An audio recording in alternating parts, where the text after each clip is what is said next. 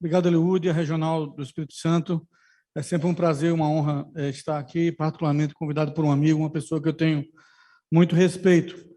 Não tenho conflito de interesse com essa apresentação. O caso que a gente vai apresentar é um caso um pouquinho complexo, com história um pouquinho confusa. Eu vou tentar me explicar da melhor maneira possível e sugiro aos senhores que interrompam a hora que desejarem, porque às vezes a compreensão pode ficar um pouco complicada. Um paciente que é pai da promotora, chefe do Grupo de Atenção à Saúde do Estado de Alagoas. Inclusive, quando eu operei esse paciente, havia 3 meses que várias pessoas tinham sido presas, inclusive colegas. Então, assim, tem essa questão familiar. Ele é um paciente que foi referido de um outro hospital para a gente, com uma gangrena séptica no pé esquerdo. Já havia sido feito um desbridamento extenso, menor extenso, eu vou mostrar a foto. Paciente hipertenso, diabético, dislipidêmico, obeso, com doença coronária, foi submetido a um bypass aberto 6 anos antes dessa cirurgia e uma angioplastia de um dos vasos do bypass 2 anos anteriores. Já tinha tido um AVC, operado pela neuro há 1 ano atrás, uma lesão de carótida direita, e 4 intervenções prévias endovasculares, todas por isquemia crítica, no território ilíaco, com implante de stent, no território fêmur-poplíteo, com full metal jacket, e angioplastia de tibial anterior e posterior prévias. O fato é que esse é o aspecto do pé na chegada. Na realidade, essa foto, honestamente, foi retirada logo após a revascularização, mas só para demonstrar que realmente foi um desbridamento extenso. Na angiografia inicial, eu quero chamar a atenção que a segunda imagem aqui já é um vídeo. Se puder apagar aqui na frente, eu agradeço. O lado de lá, né? Porque já não aparece nada no Cristo. Piorou. Apagar. Aqui na frente acendeu. Se não... Bom, obrigado. Bruno, oi. Por favor, quanto tempo você abordou esse paciente? Quanto tempo depois O que acontece? Quando a gente foi abordar logo no primeiro momento, eu não tinha todas as informações, mas o fato é que ele entrou em dor de repouso 4 meses antes da lesão de sepse. E a lesão que deu origem à sepse tinha 18 dias, quando a gente abordou. A história do doente até então, nesse último internamento, 18 dias.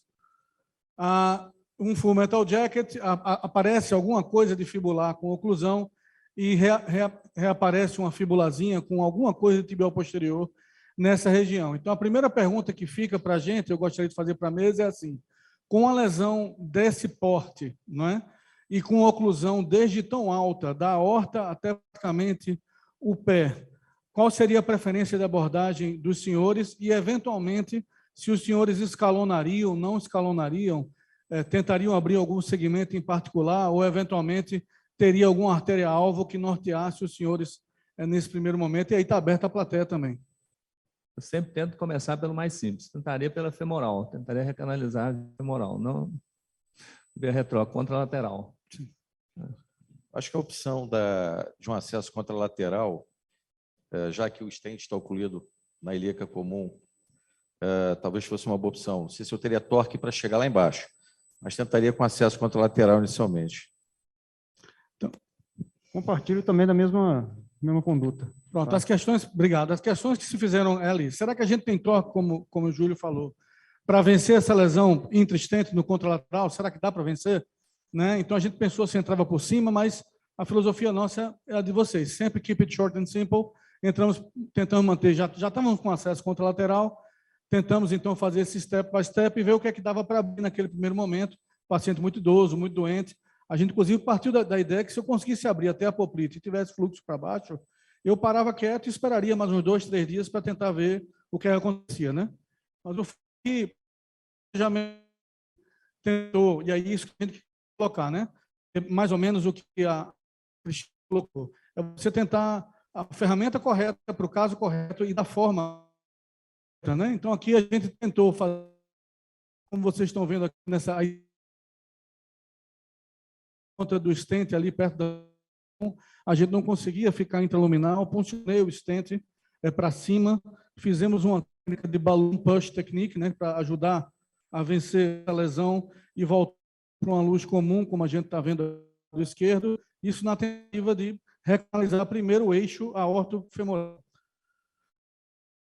isso feito, a gente decidiu utilizar um dispositivo de anatomia rotacional, fizemos uma mechanical atherothrombectomy. Depois de 2 passagens na ilíaca, o aspecto que a gente tem à esquerda é esse, segurança de usar esse tipo de dispositivo, inclusive em lesões existentes longas. E esse foi, após algumas passagens nessa oclusão entre estente, observamos se que tivesse eventualmente alterando a morfologia e a arquitetura, e aquilo ali teria sido o nosso final. Só pronto. A gente decidiu, como estava muito irregular, o fluxo muito lento no eixo ilíaco-femoral, implantar um estente recoberto, autoexpansível. Tratamos o segmento fêmuro-poplíteo, posteriormente também com balão com droga, utilizamos 5 distal e 6 diâmetro próximo. Esse aqui, a gente vê um lento, a gente acabou dilatando a fibular, para tentar ver se garantia um fluxo até lá. A impressão que a gente tem é que a gente garantiu uma fibular, um eixo em tese até o tornozelo, fluxo muito lento. Mais uma outra pergunta para os colegas e para a plateia, se a gente aqui os... Thank you. Então, ela reabita ali na pediosa, na transição do retináculo dos extensores. Ok? Então, aquela reabitada pela trigonal anterior, entendeu? É o que ela reabita aí. E aí, paramos o... Não, partir para... Tem que ter bate no pé nesse caso. Concorda? Pararia? Não pararia, não ia usar essa ferida, não. Para ser sincero, isso foi uma discussão que durou uns 5 a 10 minutos, né? De não para, porque um tiozinho de 73, a promotora está na sala do negócio frente, tinha mais um cardiologista, o diretor do hospital estava junto. Então, honestamente, eu sou da filosofia que menos é mais. Então, se o fluxo estivesse mais rápido, honestamente, eu poderia até considerar. Mas era uma lesão muito extensa no pé. E a filosofia nossa normal é que quando as lesões são menores, de perda tecidual menor, até está beleza. Mas com perdas teciduais daquela... Meu foco, meu alvo era a tibial posterior. Eu queria, pelo menos, a tibial posterior levando uma plantar ali, tentando fazer alguma coisa naquele arco, apesar de que era flush occlusion. Eu não conseguia ver nada de tibial posterior. Eu tinha só com a fibular. Então, o que acontece? Esse aqui era o aspecto depois, e aí, para o Júlio, exatamente essa, eu tinha uma fibular que me descia, cotoco de tibial anterior, que eu não queria muito, para falar a verdade, o que eu queria era tibial posterior, que não me aparecia nada. E o que eu tinha de pé, essa pediosa aí, posição, primeira show, que até mais hiperplásica do que pediosa, na sequência, como a gente está vendo. Então, a partir dali, eu já não tinha mais extensão, o paciente era um paciente grande, para estar vindo de onde eu estava vindo, que era do outro lado. Então, isso foi igual, ele era um pouquinho gordo, mas isso foi igual a fazer uma punção ipsilateral, eu estava com acesso. Agora, eu preciso poder ter pushability e ter distância para chegar onde eu queria. Perdão. Então, nessa circunstância, eu tentei vir por aquela tibial anterior, que aparecia um coto lá em cima, mas por mais que eu tentasse, eu não conseguia vencê-la. Tentei, não consegui. Como tinha um cotinho e eu queria chegar na tibial posterior, apesar de ser um flush occlusion, o doente não tinha a genesia do anjo da guarda, que não o doente do Sérgio, a gente conseguiu achar um coto posterior, eu falei, pronto, agora eu vou. E aí eu desci nessa tibial posterior, virado na gota, fazendo um micro-knuckle technique, mas eu não conseguia passar dali. E aí eu falei, como é que eu faço? Já que eu não consigo, eu decidi puxar aquela... Funcionei a periosa descendo, fiz o arco plantar e subir e encontrar as duas, mas não era um bom dia para mim. Bruno, oi, desculpa. Como que você fez essa função? Foi ecoguiada? Ecoguiada. Ecoguiada. A gente pergunta, Júlio. Agora, na sequência, eu, inclusive, agora foi eco-assistido. Então, eu estava com muita dificuldade para saber onde é que eu estava. Eu queria reentrar e não conseguia uma luz comum. Eu tentei double balloon, eu tentei o que você possa imaginar ali e nada de sair. Tentei card technique e nada de sair, né? Peguei um balãozinho pequeno da Abbott, 1,5, e tentei fazer double balloon ali e nada. Em cima disso aí, eu pensei seriamente em parar. Ocorreu uma ideia de tentar utilizar um dispositivo de reentrada. A gente tem um dispositivo de reentrada chamado Go Back, que tem 9 de frente, eu peguei o de 12.9. Como saber onde é que eu estou no meio de um vazio tão pequeno? né? Saber para onde apontar. Então, eu preferi utilizar, tá aqui, eu estou vendo que eu estou apanhando uma guia, como vocês podem ver, e aí, nesse ponto, eu decidi que eu ia entrar com esse go back e acompanhar por ultrassom, por IVAS, né? Vou observar que eu estou vendo positivo agora ali, está começando a chegar, não sei se vocês estão vendo. Chegando, eu disparo a agulha e, ao disparar, fazendo a alça pela punção da pediosa no sentido anterógrado e ganho tibial posterior, que era a que eu queria. Mas a medida do tempo nunca desbasta. Já que eu estava na tibial posterior e o doente estava bem, eu falei, mas que tal se a gente conseguisse também ganhar a tibial? Conseguir descer um pedaço. E aí o que acontece? Eu tentei vir pela minha guia da tibial posterior e fazer a curva pelo pé e agora fazer o loop invertido. Só que eu não conseguia subir, ele entrava no meu introdutor, eu não conseguia passar da luz. Eu precisava de pushability. E a partir desse momento eu decidi funcionar a pediosa agora para cima, um pouco embaixo, e puxe, e qual não foi minha surpresa, dessa forma, e com acompanhamento do ultrassom, eu consegui ter uma noção melhor do que está fazendo, consegui negociar, e não negociar pelo lado do introdutor proximal, como também, como os senhores vão ver aqui, eu consegui retirar o introdutor proximal. Enquanto eu retirava o introdutor proximal, a guia passando e a gente acompanhando esse processo, tendo noção de se a gente estava saindo de dentro do vaso pelo buraco que a gente tinha aberto, que era um buraco em relação ao diâmetro do vaso. Uma vez isso ultrapassado, a gente preferiu controle do acesso que a gente tinha feito também com ultrassonográfico, né, com a compressão, certeza que a despeito de haver hemostasia, havia fluxo para baixo. E uma vez captada, a gente tentou subir, mas quando ele tinha do anjo aqui no meio, que eu tive um pouco de dificuldade de ver o arco da tibial anterior, eu devo ter dissecado de cima para baixo, porque ele estava pérvio, mas por algum motivo eu tentava passar e não conseguia. A gente usou um loop technique, com as duas guias ganhas, utilizamos o balãozinho para o segmento. E depois disso, aqui a gente tem a imagem da lesão proximal, as imagens tratadas por a angioplastia com balão, que o Lutonix, primeiro os 6, depois os 5, desculpa, minto, distal 6 e proximal 5.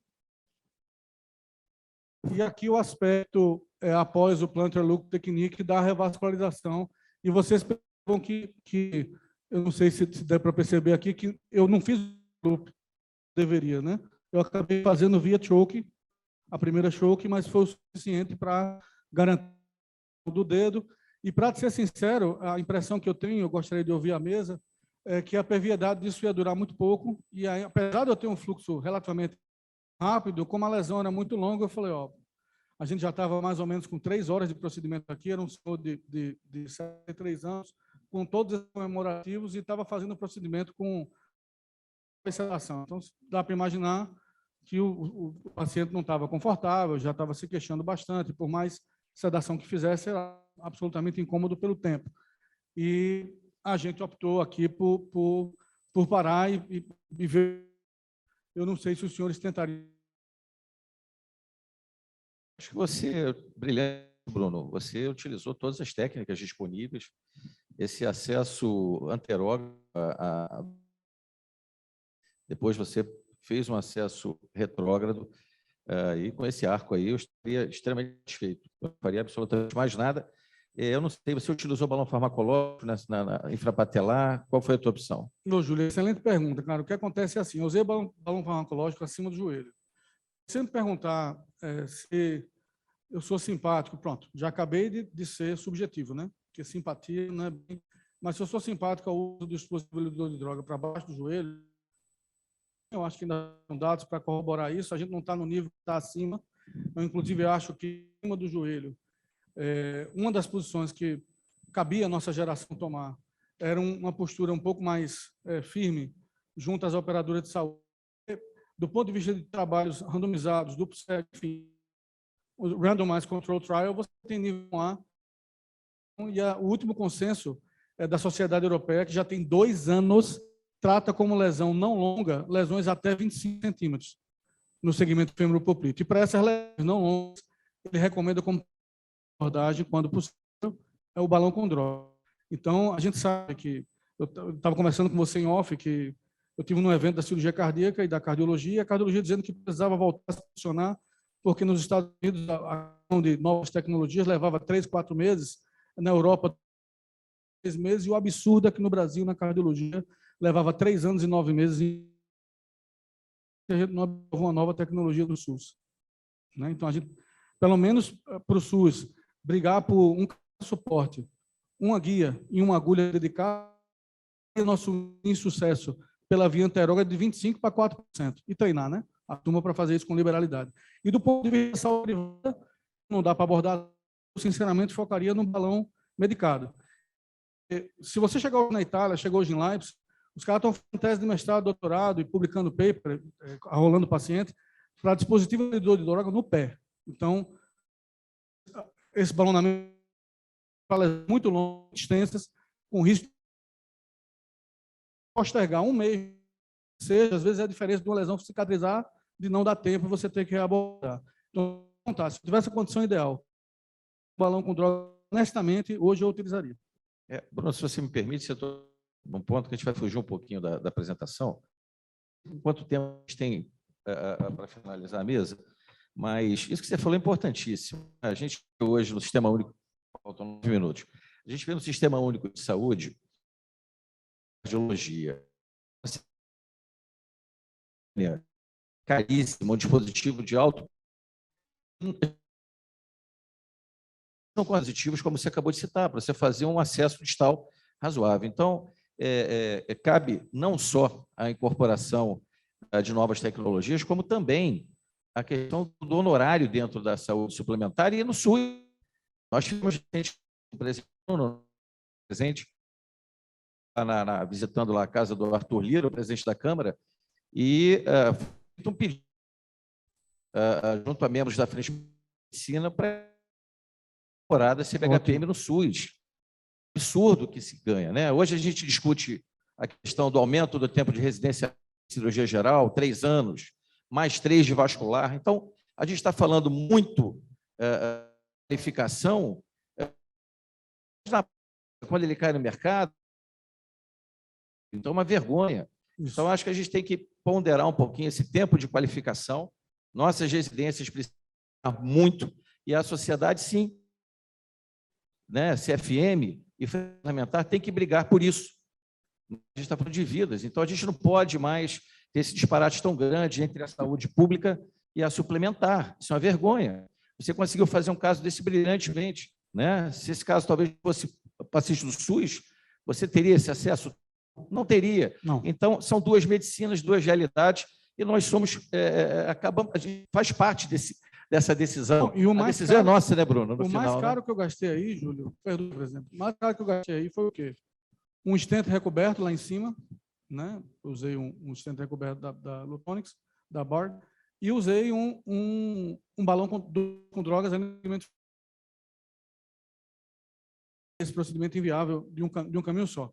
Mas quando você para pensar que o mesmo introdutor que eu usei para baixo foi o que eu usei para cima, que eu fiz a mesma guia que eu usei para descer a queda e usei para subir, põe isso no papel, existe uma diferença grande entre preço e custo. E quando a gente olha para esse resultado aqui, 10 meses depois, entendeu? É o pé fechado. Isso. Está entendendo? Quando você para pensar, isso diz, por exemplo, de um ressincronizador, quando fosse um CDI, que o SUS é 50, cada um que põe. Né? Bruno, eu acho que a centropoplite é sempre um desafio, né? Isso que o Júlio falou é a realidade. Falta de dispositivo é que vai dificultar o tratamento. Ficar 3 horas de radiação. Magnificado, porque isso aqui não é magnificado, né? Exato. A única diferença é que a gente, nosso serviço faz sempre com anestesia centropoplite, a gente não faz com local. A gente acha que a qualidade fica melhor. O doente sofre menos, não mexe, a gente sempre faz com hack.